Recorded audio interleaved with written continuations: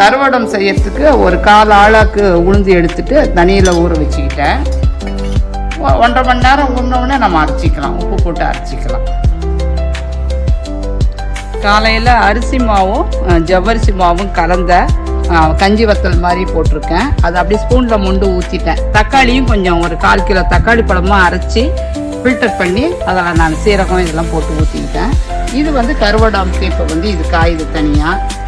மோர் மிளகாய் காஞ்சிடுச்சு, இப்போ 4 நாள் ஆச்சு, காஞ்சிடுச்சு.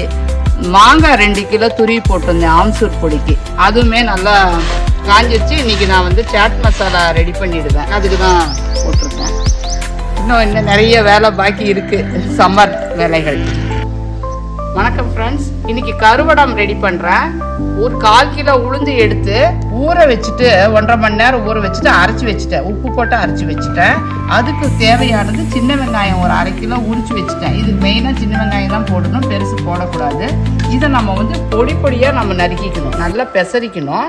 கருவேப்பிலை பொடியாக நறுக்கிக்கிட்டேன், பச்சை மிளகாய் நறுக்கிக்கிட்டேன், இது பூண்டு வந்து வெள்ளை பூண்டு வந்து ஒரு 10-15 பல் பொடி பொடியாக நறுக்கிக்கிட்டேன். அப்புறம் ஒரு ஸ்பூன் சீரகம் வந்து நம்ம போட்டுக்கலாம். இப்போ எல்லாத்தையும் ஒன்றா பிசைஞ்சிட்டு நம்ம கிள்ளி வைக்கணும். இப்போ நான் வந்து நம்ம இந்த பிசைஞ்சிட்டு நம்ம கிள்ளி வைக்கிறத பார்க்கலாம். 1 ஸ்பூன் சீரகம் போட்டுக்கலாம். இப்போ நம்ம பொடியாக நறுக்கி வச்ச வெங்காயத்தையும் போட்டுக்கலாம்.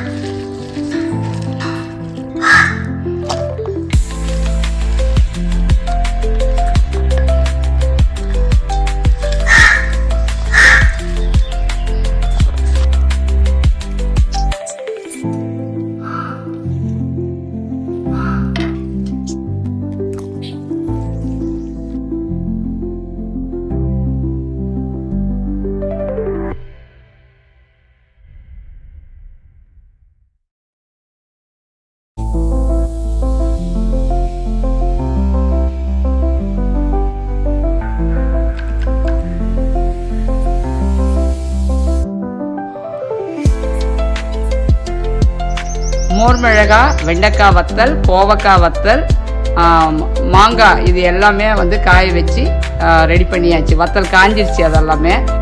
பாவக்காய் வத்தலும் ஒரு 3/4 கிலோ அளவு போட்டேன்.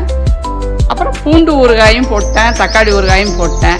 இன்னும் கொஞ்சம் வந்து இந்த புளிஞ்சு விடணும், வடகம் எல்லாமே புளிஞ்சு விடணும். அது நாளைக்கு காலையில் எழுந்திரிச்சு ரெடி பண்ணிடலான்னு பார்க்குறேன்.